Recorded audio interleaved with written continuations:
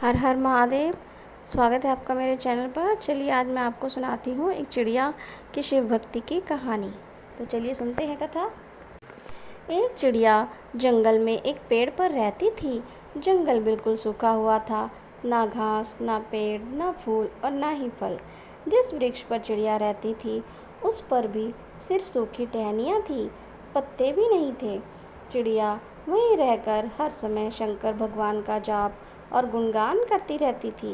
एक बार नारद जी जंगल से होकर गुजर रहे थे।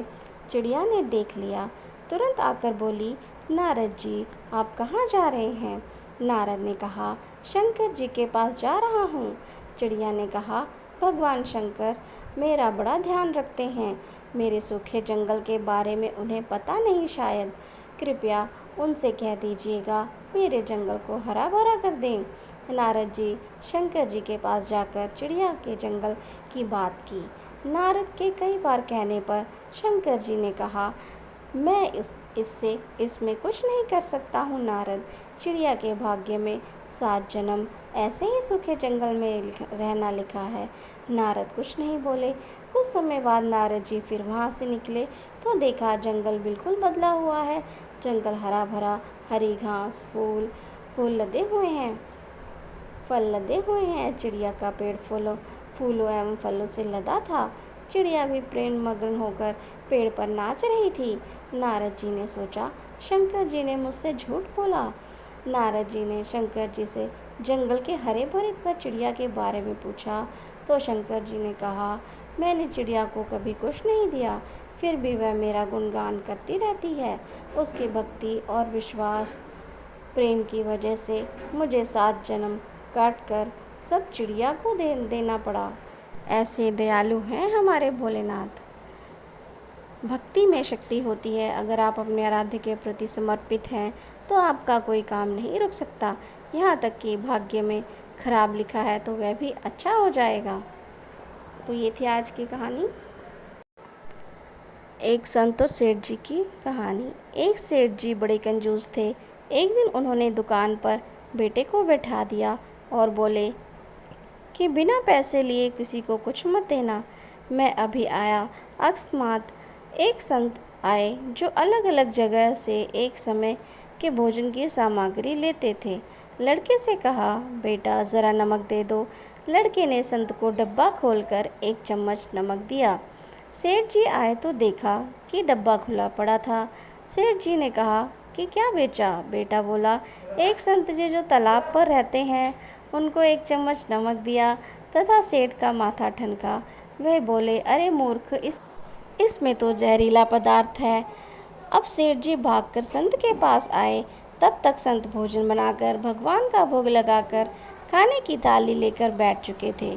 सेठ जी दूर से ही बोले, महाराज रुकिए, आप जो नमक लाए हैं नमक नहीं था बल्कि जहरीला पदार्थ था। कृपया करके आप ये भोजन ना करें। संत जी बोले, भाई हम तो प्रसाद लेंगे ही, क्योंकि भोग लगा दिया है। भोग लगाकर भोजन छोड़ नहीं सकते। अगर भोग नहीं लगता तो भोजन बेशक छोड़ देते।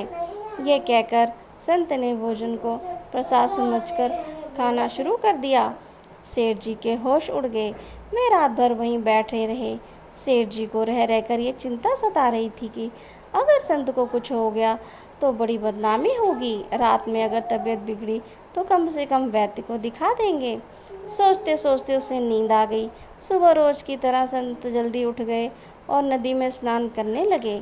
सेठ जी ने कहा, महाराज तबीयत तो ठीक है? संत बोले, भगवान की कृपा है। इसके बाद वे पूजा के लिए मंदिर चले गए।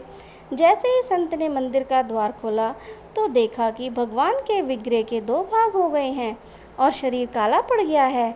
यह देखते ही सेठ को सब समझ आ गया कि भक्त के अटल विश्वास को देखकर भगवान ने भोजन का जहर भोग के रूप में स्वयं ग्रहण कर लिया और भक्त को प्रसाद ग्रहण कराया। इसके बाद सेठ ने तुरंत जाकर बेटे को दुकान सौंप दी और स्वयं संत की शरण में आकर भगवान की भक्ति करने लगा। तो ये थी भक्ति की सच्ची कहानी। तो चलिए सुनते हैं शिव जी के साथ रहने वाली नंदी की ये कथा। नंदी भगवान शिव की सवारी है। हर मंदिर में शिव जी के साथ उनके गणों में नंदी जी हमेशा उनके साथ रहते हैं। आइए जानते हैं नंदी कैसे बने भगवान भोलेनाथ की सवारी। ऋषि शिलाद ब्रह्मचारी व्रत का पालन करते थे। उनको इस बात का डर सताने लगा कि उनके बाद उनके वंश का अंत हो जाएगा। उन्होंने पुत्र प्राप्ति के लिए कठोर तपस्या शुरू की। उनकी तपस्या से प्रसन्न होकर भगवान शिव ने शिलाद ऋषि को दर्शन दिए और वर मांगने को कहा। तब शिलाद ऋषि ने शिव से कहा कि उन्हें ऐसा पुत्र चाहिए जिसे मृत्यु न छू सके और उस पर अपनी आपकी कृपा बनी रहे। भगवान शिव ने उन्हें आशीर्वाद दिया और अगले दिन ऋषि शिलाद एक खेत से गुजरते समय एक नवजात बच्चा पड़ा मिला। तब शिव जी ने उन्हें कहा कि शिलाद यही तुम्हारा पुत्र है। ऋषि शिलाद ने उस बच्चे का नाम नंदी रखा। एक बार ऋषि शिलाद के घर दो सन्यासी पहुँचे। आदर सत्कार से प्रसन्न होकर सन्यासी ने ऋषि शिलाद को दीर्घ आयु का आशीर्वाद दे दिया, लेकिन नंदी के लिए एक शब्द भी नहीं बोला। तब सन्यासियों ने बताया कि नंदी की उम्र कम है, इसलिए हमने इसे कोई आशीर्वाद नहीं दिया। यह बात जब नंदी को पता चली तो नंदी ने अपने पिता से कहा, मेरा जन्म भगवान शिव की कृपा से हुआ है और वे ही मेरी रक्षा करेंगे। इसके बाद नंदी भगवान शिव की स्तुति करने लगे और कठोर तप किया। इससे प्रसन्न होकर भगवान शिव प्रकट हुए और नंदी को अपना प्रिय वाहन बना लिया।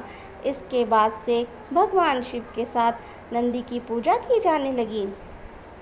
शिव जी के वरदान से नंदी मृत्यु से मुक्त और अजर अमर हो गए। भगवान शिव ने उमा की संपत्ति से संपूर्ण गणेशों व वेदों के समक्ष गणों के अधिपति के रूप में नंदी का अभिषेक करवाया और इस तरह नंदी नंदीश्वर बन गए। भगवान शिव ने नंदी को वरदान दिया कि जहाँ नंदी निवास करेंगे वहाँ उनका भी निवास होगा। इसलिए तब से हर मंदिर में शिव जी के सामने नंदी की स्थापना ज़रूर की जाती है। तो चलिए अब मैं आपको एक और कहानी, एक बुढ़िया की भगवान में भक्ति की कहानी आपको सुनाने जा रही हूँ। तो चलिए सुनते हैं ये कहानी। नगरी की कहानी। एक गांव में एक बुढ़िया माई रहती थी। उसके दो बेटे और बहू भी थी। बुढ़िया माई भगवान श्री हरि विष्णु की परम भक्त थी। अपना जीवन दान धर्म पुण्य कार्य कामों में लगाती थी, परंतु बुढ़िया माई कभी भी मंदिर और सत्संग में नहीं जाती थी। तीर्थ स्नानों पर भी नहीं जाती थी। एक बार गांव में भागवत गीता हो रही थी। बेटे ने कहा, माँ आप सारा दिन घर में रहती हैं, आप मंदिर में भागवत गीता सुनने क्यों नहीं जाती? बुढ़िया माई ने बेटे का मन रखने के लिए कह दिया कि आज जाऊंगी, परंतु नहीं गई। ऐसा करते करते 2 दिन 6 दिन निकल गए। बुढ़िया माई के बेटे ने कहा, माँ आज अंतिम दिन है, आज तो कथा सुनने आपको जाना ही पड़ेगा। सारा दिन घर का काम करके बुढ़िया माई ने जाते जाते इतनी देर कर दी कि अंतिम दिन की भागवत कथा भी समाप्त हो गई। भगवान श्री हरि विष्णु सन्यासी का रूप धारण करके बुढ़िया के पास आए और बोले, बुढ़िया माई तुम कहाँ जा रही हो? बुढ़िया माई ने कहा, मैं भागवत गीता सुनने जा रही हूँ। तब सन्यासी रूप धारण के भगवान विष्णु ने कहा, अब इतनी देर से क्यों जा रही हो? वहाँ तो अब कथा समाप्त हो गई है, अब वहाँ जाकर क्या करोगी? बुढ़िया माई ने कहा, अब घर से निकली हूँ तो जाकर ही आऊँगी। तब सन्यासी रूपधारी भगवान श्री विष्णु ने कहा, अब कथा समाप्त हो गई है, भक्त लोग भी अपने घर को चले गए हैं, अब तुम वहाँ से क्या लाओगी? तो बुढ़िया माई बोली, कुछ नहीं तो मैं वहाँ से एक ईंट ही उठा लाऊंगी। तो सन्यासी रूप भगवान श्री हरि विष्णु बोले, तुम वहाँ से मिट्टी की ईंट लाओ तो मैं तुम्हें सोने की ईंट दूंगा। बुढ़िया माई ने यह सुनकर वहाँ से ईंट ले आई और बस घर की तरफ चल पड़ी और विचार करने लगी कि यदि यह ईंट मैं घर लेकर जाऊंगी तो बहू बेटे लड़ने झगड़ने लगेंगे। इसलिए घर के आंगन के बाहर ही बुढ़िया माई ने वह सोने की ईंट ज़मीन में गाड़ दी। परंतु अब बुढ़िया का ध्यान इस ईंट पर ही रहने लगा। वह खाने पीने, घर के काम करने में सदैव बुढ़िया माई अपना ध्यान सोने की ईंट पर लगाए रखती।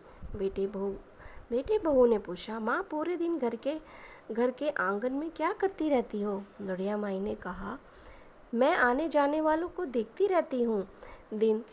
एक दिन बुढ़िया माई मर गई। यमराज के दूत बुढ़िया माई को लेने आए। बुढ़िया माई को लेकर धर्मराज जी के पास पहुँचे और धर्मराज जी को सारी बात बतलाई। बुढ़िया माई ने धर्मराज जी को सारी बात बतलाई। धर्मराज जी ने बुढ़िया माई को कुतिया की योनि दे दी। कुतिया उसी पेड़ के नीचे बैठी रहती। बुढ़िया माई की बहू ने कहा, इस कुतिया को यहाँ से भगाओ, नहीं तो ये बच्चों को काट जाएगी। तो उसके बेटे ने उसकी पीठ पर एक लकड़ी मारी और बुढ़िया माई मर गई और उसे सर्प की योनि मिली। आंगन में सर्प को देखकर बेटे बहू ने किसी को काट ना जाए उसे मार दिया। फिर बुढ़िया माई मर गई। धर्मराज जी के पास पहुंची बुढ़िया माई कीड़े का रूप धारण करके उस आंगन में कीड़ी नगरा बना लिया। आंगन में कीड़े नगरा हो गया। घर वाले बहुत परेशान हुए। घर वाले भोजन भी नहीं बना पा रहे थे। मन ही मन भगवान का स्मरण करने लगे। तब श्री हरि विष्णु सन्यासी का रूप धारण करके आए और बोले कुछ खाने को दे दो। तो घर वालों ने कहा, महाराज हमारे घर खाने को कुछ नहीं बना है, क्योंकि महाराज हमारे घर में कीड़ा नगरी हो गया है। आप ही इसका उपाय बतलाइए। तब महाराज जी ने आंगन को खोदा और सोने की ईंट निकली और दोनों बेटों को दे दी और कहा, तुम्हारी माँ के नाम से दान पुण्य करना, धर्मशाला बनवाना, स्कूल बनवाना, प्याऊ लगवाना, गौशाला में चारे की व्यवस्था करना। परंतु दोनों बेटे आपस में झगड़ने लगे, किंतु दान पुण्य कुछ न किया। लेकिन किसी ने बुढ़िया माई के नाम का दान भी नहीं किया और कीड़े नगरी वहाँ उसी स्वरूप में स्थापित रहा। कुछ दिन बाद सन्यासी वापस आया और बुढ़िया के बेटों ने सन्यासी से कहा कि हमारी हालत तो वैसी ही है, कीड़ा नगरी तो वैसे का वैसा ही है। तब साधु रूपधारी सन्यासी महाराज ने कहा, वह सोने की ईंट के टुकड़ों को लाओ और उन्हें बेचकर उनसे जो भी धन मिले उसे तुम्हारी माँ के नाम से दान पुण्य करो। इस कीड़े नगरी पर शक्कर और आटा डालो। तुम ऐसा करोगे तो तुम्हारी माँ को मोक्ष की प्राप्ति होगी। और उनके घर से कीड़े नगरी चला गया। जो व्यक्ति प्रतिदिन सुबह प्रातः उठकर आटा और शक्कर कीड़े नगरी पर डालता है, वह सदैव धनवान, पुत्रवान, सम्मान, सुख, शांति से जीवन व्यतीत करता है और उसके परिवारजन उसे अत्यधिक स्नेह करते हैं।